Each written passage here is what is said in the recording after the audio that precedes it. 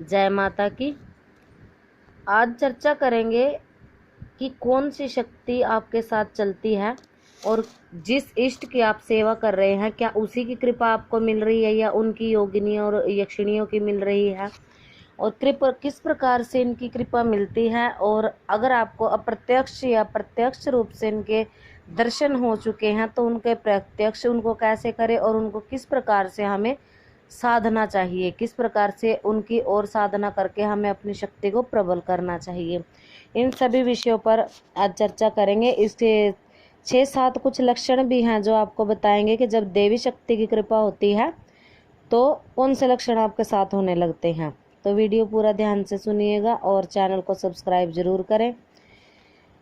देखिए, जो लोग, अगर आप माँ काली की सेवा करते हो, हनुमान जी की सेवा करते हो, तो जरूरी नहीं है कि आप जैसे हनुमान जी की सेवा कर रहे हैं तो आपको उन्हीं की कृपा मिलेगी। आपको उनके किसी अन्य गण की या फिर उनके जो सेवक होते हैं यक्ष और ये माँ काली के साथ चलने वाली होती हैं जो उनकी योगिनियाँ, डाकनी, शाकनी, यक्षिणी, इनकी भी आपके ऊपर कृपा होने लगती है। क्योंकि जब भी आप देवी शक्ति को साधने की कोशिश करते हो या उनकी पूजा करने की कोशिश करते हो तो उनके साथ जो चलने वाली शक्तियाँ होती हैं सबसे पहले वो ही आपके पास आती है, वो ही आपकी परीक्षा लेती हैं और वो ही आपके शरीर पर खेलती हैं और उन्हीं की आपको कृपा मिलती है। तो ये ज़रूरी नहीं है कि आप हनुमान जी की सेवा पूजा कर रहे हैं, साल 2 साल या 3 साल आपको हो गए हैं उनकी सेवा करते हुए, और जब आपका कोई कार्य बनने लगे, ये दिन विशेष होता है। जैसे अब आपका किसी दिन कोई कार्य बन रहा है, आप किसी भी शक्ति की पूजा कर रहे हो, उनके दिन होते हैं, जैसे सोमवार, मंगलवार, बुधवार, और ये तिथियां उनमें आ जाती हैं दिन में, जैसे अष्टमी है, चतुर्दशी है, अमावस्या, पूर्णिमा या फिर काल अष्टमी। इस प्रकार से उनके दिन या फिर तिथियां भी मायने रखती हैं। अगर आपका कोई कार्य बन रहा है, आप किसी शक्ति की पूजा कर रहे हैं और आपका उस दिन कोई कार्य बन रहा है, जैसे मंगलवार को आपका कार्य बन रहा है, तो आपको देवी भगवती और ये माँ दुर्गा, माँ काली और हनुमान जी की आपके ऊपर कृपा आनी शुरू हुई है, और उन्हीं की वजह से आप ये दिन जरूर ध्यान में रखिएगा किस दिन आपके कार्य बनते हैं। जैसे हमारे साथ होता है कि हमारा अगर कोई कार्य बने तो बुधवार के दिन बनता है, जैसे माता पाथरी वाली, माता धूतनी की कृपा हमारे ऊपर है। कोई भी कार्य अगर बनता है तो ज़्यादातर बुधवार के दिन ही कार्य बनते हैं या फिर शनिवार के दिन, क्योंकि 2 शक्तियों की सेवा ज़्यादातर हमारे यहाँ की जाती है, बुधवार और शनिवार को। तो ये दिन बहुत ही मायने रखते हैं हर इंसान के लिए। अब कोई किसी भी शक्ति की सेवा पूजा करता है तो उनके साथ कुछ लक्षण होते हैं। चलिए बात करते हैं लक्षणों की। जो किसी देवी शक्ति की पूजा कर रहा है, सबसे पहले तो उनको जैसे सपने में कोई किसी प्रकार का मंत्र जाप करने लग गया है, आप कोई मंत्र जाप करते हो या ना करते हो, आपने सपने में मंत्र जाप अगर किया है तो आपको उस देवी शक्ति की कृपा आपके ऊपर होनी शुरू हो गई है, अगर आप सपने में मंत्र जपते हो तो। दूसरा ये होगा कि आपकी, जैसे आप माँ काली की पूजा कर रहे हो तो उनकी जो पहली मंगल आरती होती है वो सुबह के 3-3:30 के बीच में होती है, भोर में तो जो उनकी मंगल आरती सुबह 3-3:30 बजे के बीच में सेवक करते हैं तो वो रात को 2 बजे उठते हैं नहाना धोना और उनकी तैयारी करने के लिए। उस समय में आपकी अगर नींद खुल जाए, जैसे आप आरती नहीं करते हो उनकी भोर की, और फिर भी उस समय में 2 से 3 बजे के बीच में आपकी अगर नींद टूट रही है तो भी आपके ऊपर उनकी किसी योगिनी या फिर यक्षिणी की कृपा हो चुकी है। और क्योंकि इनकी योगिनियों की कृपा से भी बहुत सारे हमारे कार्य बनने लग जाते हैं, क्योंकि वो उनकी सेविका होती हैं। और जब कोई उनके इष्ट की सेवा पूजा करना शुरू करता है तो उसके ऊपर उनकी अपने आप ही कृपा आनी शुरू हो जाती है।